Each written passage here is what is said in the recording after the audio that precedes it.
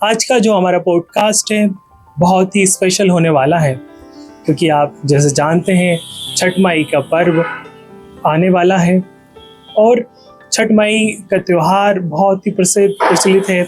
आजकल तो लोग राष्ट्रीय स्तर पे भी माई का त्यौहार बना रहे हैं।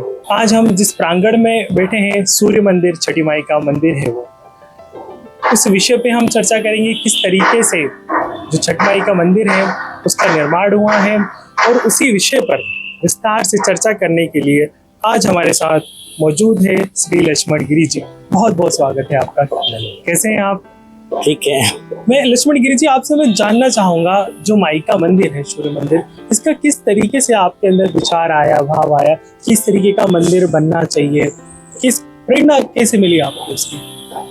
देखिए, ये जो 5 नंबर छठ घाट के नाम से शिवाजी नगर 4 इमली के नीचे स्थिर है जी, ये जो आपका छठ माई मंदिर का जो मन में विचार है, ये 1988 से मैं निरंतर यहाँ पे छठ पूजा करने के लिए आ रहा हूँ। और शुरू में यहाँ की व्यवस्था को देखते हुए जी जी, पहले कच्ची मिट्टी थी, गंदगी बहुत ज्यादा थी, मतलब 20 से 25 फैमिली यहाँ पे पूजा करने के लिए आते थे।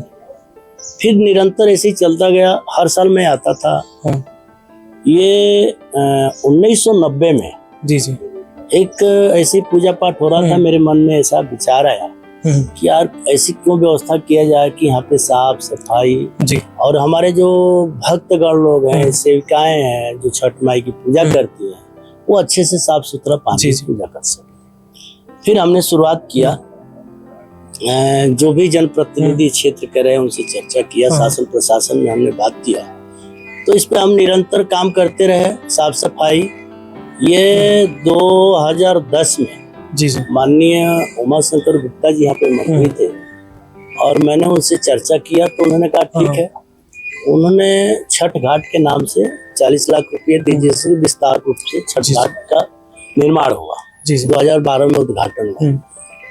फिर निरंतर इस पे काम करते रहे हम।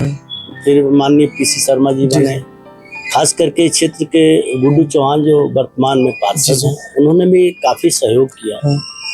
जहाँ तक सवाल है मंदिर का जी, तो देखिए मंदिर का मेरे मन में इसलिए विचार आया कि मैं ये मानता हूँ कि एक स्वरूप जो होता है जी मंदिर का, जो वो आदमी के मन में बैठ जाता है। जैसे महाकाल है, काली मंदिर है। अच्छा, और भी तरह के मंदिर है, तो आपके अंदर ऐसा क्यों भाव आया कि इस तरह माई का मंदिर होना चाहिए, इसमें भी पूजा होना चाहिए? उसका एक कारण ये है जी कि मंदिर तो बहुत सारे हैं, स्वरूप बहुत है, माता की है, शंकर जी की है, सब, लेकिन जो सूर्य पूजा, जो छठ माई का पूजा होता है, इनका कोई स्वरूप नहीं था। जी जी, ऐसे पूजा होती है लेकिन इनका स्वरूप नहीं है कि मतलब इस तरह का कि हम मन में ठान लें कि ये आपका रूप है, हमारे मन में है, ऐसा कहीं मेरे हिसाब से नहीं है। तो एक मन में आया कि क्यों ना हम छठ माई का एक मंदिर का निर्माण किया जाए। तो फिर जो है हमने इस तरह का विचार बनाया और मन में ठान लिया। फिर ये विचार इसलिए आया कि मैं यहाँ से शाम को जब घर जाते हैं जी जी, तो जब हम नींद में थे, थोड़ी ऐसी मेरे मन में भावना आई, जैसे कि माता जी कह रही हैं कि मतलब इस तरह का कि जो हमारे रूप का कोई पूजा नहीं होता है, मतलब वो है निरंकार है, मतलब इसका कोई रूप नहीं है।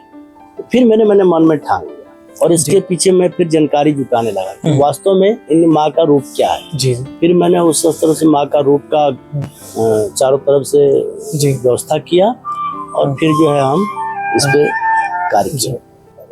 आपको क्या लगता है कि मंदिर निर्माण से समाज में क्या बदलाव आएगा, सकारात्मक विचार आएंगे, क्या लगता है? काफी बदलाव आएगा जी। किस तरीके का बदलाव? मीन्स ये होगा कि मान लीजिए हम पूजा करके जाते हैं जी जी, ठीक है, आज 36 घंटे का पूजा हमने कर लिया, तो कुछ सेवक लोग जो होते हैं जी, इसके मन में यही रखते हैं कि हम पूजा कर ली जी जी, फिर उसके भूल जाते हैं। मंदिर होने से एक अस्थाई मन में जो है ना रूप जो है उनका बैठ जाता है। तो हम कहीं भी रहेंगे तो उनको हमेशा उनके रूप को याद करते हुए हम नमस्कार चमत्कार या कहेंगे कि हे माँ, हम कष्ट में, हमें कृपा करें, सहयोग करें, इस तरह का मन में रख करके समाज में परिवर्तन आता है। फिर धीरे धीरे धीरे धीरे मन में विचार बनता है कि हम माँ को याद करते रहें। ये बहुत बड़ा बदलाव है समाज के अंदर। आप जो मंदिर निर्माण कर रहे थे तो लोगों का किस प्रकार आपको सहयोग मिल रहा था उसमें? काफी इसमें जी मैं ये मानता हूँ कि इस क्षेत्र के जो जनप्रतिनिधि हैं, चाहे वो पार्षद हो, विधायक हो, पीसी शर्मा जी, गुड्डू चौहान जी, नगर निगम अध्यक्ष किशन सुरवंशी जी, रविंद्र रेड्डी जी, मालती राय जी, सबनानी जी जो क्षेत्रीय विधायक हैं, सबका सहयोग मिला, आम जनता के मिला। हमारे संरक्षक जो हैं देवी शंकर शुक्ला जी हैं, अंजनी सिंह जी हैं, हमारे कोषाध्यक्ष गणेश सिंह जी हैं, महामंत्री गंगासागर यादव जी हैं, और समस्त हमारी पूरी टीम का बराबर सहयोग है।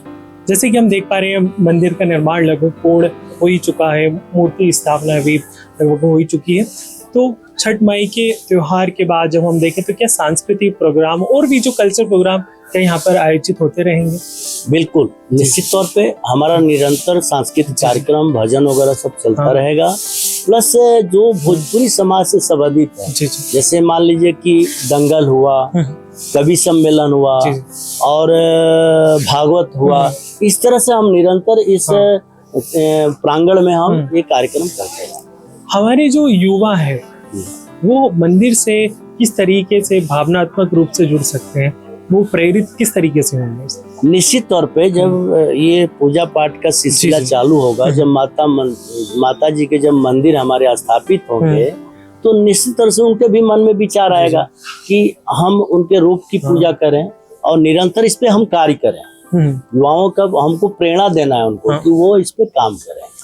कई सारे ऐसे लोग हैं वो चाहते हैं अपने क्षेत्र में नए नए विचार करें, नए मंदिर बनाएं, नए निर्माण करें और सारी चीजें, तो कई बार वो लोग प्रेरित नहीं हो पाते, हिचक रहता है, मन में डर होता है, तो वो किस प्रकार प्रेरणा ले सकते हैं? आप उन लोगों से आप क्या कहना चाहेंगे? उसमें हमारा ये कहना है कि हम ये प्रयास करें अपनी तरफ से, जो हमारे वरिष्ठ लोग हैं, बुजुर्ग लोग हैं, माताएं हैं, बहनें हैं, कि अपने घर में अपने परिवार के सदस्य को, आने वाली पीढ़ी को ये बात कहें कि छठ माई मंदिर है, हम हमारा पूर्वज इसको जो है पूजा करता है और इसको पूजा करने से ये हमें प्रभाव पड़ता है और हमें ये लाभ होता है। तो निश्चित तौर से आजकल के बच्चों को जी लक्ष्मण गिरी जी, हमने बहुत कुछ जाना, मंदिर का निर्माण कैसे हुआ, किस तरीके से इन कठिनाइयों का आपने सामना किया। बहुत बहुत धन्यवाद हमसे बात। आपको भी धन्यवाद।